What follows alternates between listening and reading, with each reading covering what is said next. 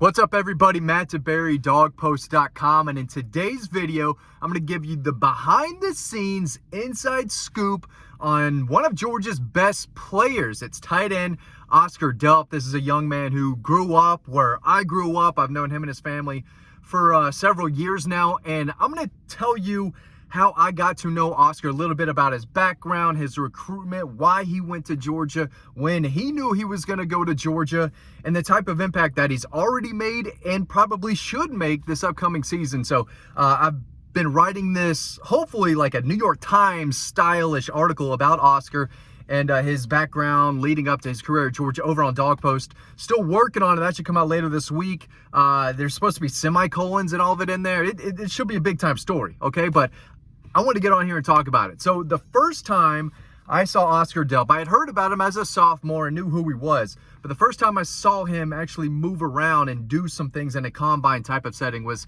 at a Forsyth County combine, right? Just for kids in the local area. A friend of mine was putting on the event. He asked me to show up. You know, I get it, right? Matt DeBerry, Dawg Post. So I told him I'd show up. I wasn't expecting to find some type of, under the radar type of kid who would very soon get an offer from Georgia and see his life change. I'm going to talk about that in just a second. But, I'm watching these kids do their 40 and this and that. And, this player's pretty good. Like, he's a good high school player. So is this kid. Then in the back, I see a tall, bigger kid, eight kids were in front of him, right? And I saw him sticking out, and I watched him go. I said, man, this kid can move. Like, this kid can jump. This looks like a kid, right? Who could play at the next level. That's what I'm thinking. And then it hit me. I saw his parents there, or at least his mom, but I went up to him and I introduced myself, and he said it was Oscar Delp. And then it clicked. I said, okay, this is the Oscar Delp at West Forsyth who I heard about as a sophomore last year. But that was the first time I had met him. I went and introduced myself to his mom. They talked about his recruitment a little bit and that they were on team's radar, right? I think Florida State had him on their radar. Michigan, where his dad went, he was on Michigan's radar, this and that. But I think they were a little frustrated at the time that his recruitment hadn't taken off yet. And again, he was still early, right? He had just finished his sophomore year. But he was a legit 6'4", probably like 200 pounds at the time. He looked the part, and he had a pretty decent sophomore year. So they were wondering why the recruitment's not picking up. Well, it did, and quickly. I started writing about him. I'm not saying that's the reason why or anything, but I put him in some stories, and then he started, getting into the 7-on-7 stuff. But early in his junior years when things popped off, it was first game against Mason. And this was COVID, too, so they were frustrated with, they didn't know how recruitment was going to be, during COVID and how many visits they would be able to take if teams showed interested, yada, yada, yada. First game against Mays, he goes off 8 catches, 100-plus yards, 1 touchdown. Michigan offers, I believe the next day, if I remember correctly, speaking with those sources, Michigan offered the next day, big deal. It's where his dad went to school, right? They grew up watching Michigan games.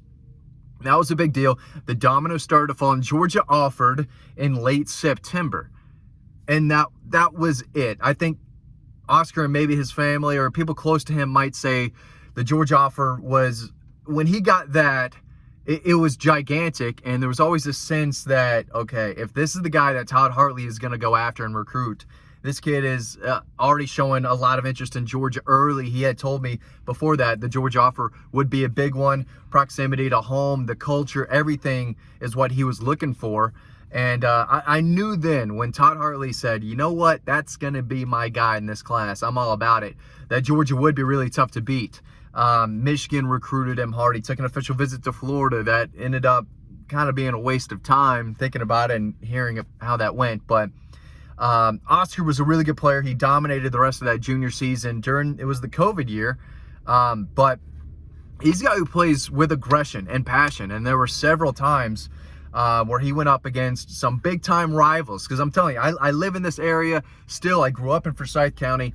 I went to South. I grew up in the West Forsyth area. There was no West Forsyth when I was in high school, but now I live in North Forsyth. So I know the area pretty well. I know the rivalries, and I know a lot of people around here. And I knew Oscar was going to have a massive junior season, but everywhere he went, I believe it was at Lambert, at Denmark, at North Forsyth, wherever, the opposing crowd was chanting his name, feeding that ego that was just on a rocket ship going up. I mean, maybe not necessarily his ego, I think I said that wrong, but his recruitment really was taking off. His name was taking off. And I think he loved playing that type of villain on the road and quieting a crowd, because he made a lot of big plays. I saw West Forsyth a good bit that last year. At the time, I lived 2 miles away. So every time, they had Dylan Fairchild too. So anytime West played at home, this is my area. I said, cool, I'll go see Dylan Fairchild, Oscar Delp. And that was a really, really fun season to cover. But he made catch after catch after catch, clutch moments. Double overtime win against South Forsyth to win the region that year. He stepped up in overtime and made the big plays. And you knew why George wanted him. Anyway, South Carolina came in late. He wasn't committed to Georgia at the time. Although I will say this, there was one point soon after George offered him, I had a close source tell me I would be shocked if Oscar did not end up at Georgia. And that was 1 full year before he would go on to commit to Georgia. I think it was October of 20. I was told that he committed in October of 21, I believe. As far as his recruitment goes, it was always Georgia than everyone else. But South Carolina did try to make things really interesting. His mom went to South Carolina. Of course, his dad, like I said earlier, went to Michigan. And Michigan was in the mix. They were involved. But I never thought they were a real threat to Georgia. The Stanford offer was big, but it was just not a fit. But I think Florida had interest in him. But South Carolina made him their first NIL offer to any high school kid. And a lot of college programs at the time didn't know how to present NIL to the high school kids. I think Texas A&M probably did. But I was told that the first NIL offer that South Carolina gave out was to Oscar Delp, saying, hey, if you sign here on this day, you get X amount of money, right? And that happens with kids all over the place now. But at that time, that was a big deal. That's how much they wanted Oscar Delp. But it's crazy, kind of the wild, wild west, and so much gray area there is with NIL, especially early on when teams are like, can we do this? Can we not do this? Oh, we can? Well, we can keep doing it. Oh, but they're doing it more. It is pretty wild. I'm still figuring out all that. But Oscar was good for a long, long time. I asked them about, growing up in the area. He was always the biggest kid. He was always the best athlete in his class and his grade. Led Vickery Creek. Y'all have no idea what I'm talking about, but I went to Vickery. Brought them to county middle school championships. And then started playing really well as a sophomore. And then that summer's when I first saw him, started writing about him. And others did too, but it wasn't me that got him his first offer. It was his size, his potential, his talent, his playmaking ability, his hands, his ability to run after the catch. And we're seeing that more and more. But now he is turning into one of the true faces of the team. Every promo they put out, every highlight they put out on social media, Oscar's right there.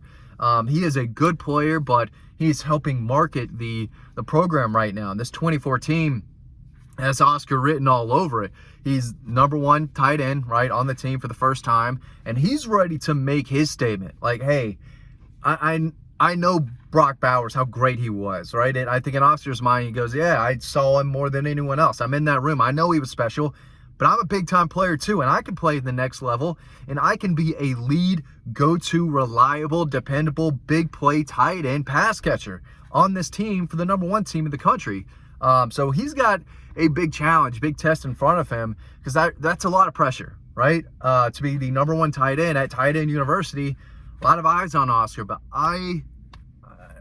it's more than think. I know he's going to show out this year because I've seen him enough. I believe in him enough, and he and his family have kind of become friends over the last several years. And happy to know them. Very excited for Oscar, and I think he is bound for a big season. He's got a little bit of a chemistry with Carson Beck already. He's got that trust, and year 3 under Todd Hartley, I expect him to be even better and take on more of a leadership role, because he does play with passion.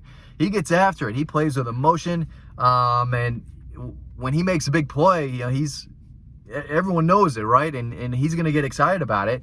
And he's been that way since high school, and he plays with a fierce competitive drive, and just another reason why I think he's going to have a big season. But definitely wanted to come on here and talk about covering him for so many years now and seeing him as a frustrated high school recruit who didn't know at the time his life was going to change when 2-3 months later he would get that first offer from Michigan and one from Georgia later that month, and then become one of the top tight end prospects across the country out of high school. Now he's one of the faces of the Georgia program. He's a big deal, and it's been cool to follow it all. Just wanted to share a little behind the scenes scoop. You can read this over on Dawg Post, probably not today. I still got to throw some commas and semicolons in there and kind of clean it up all professional like. But at some point before the season starts, this behind the scenes story about Oscar Delp that I've been trying to write about for weeks now will be on the website. So make sure you check that out. Thanks for watching, and I'll see you on the website.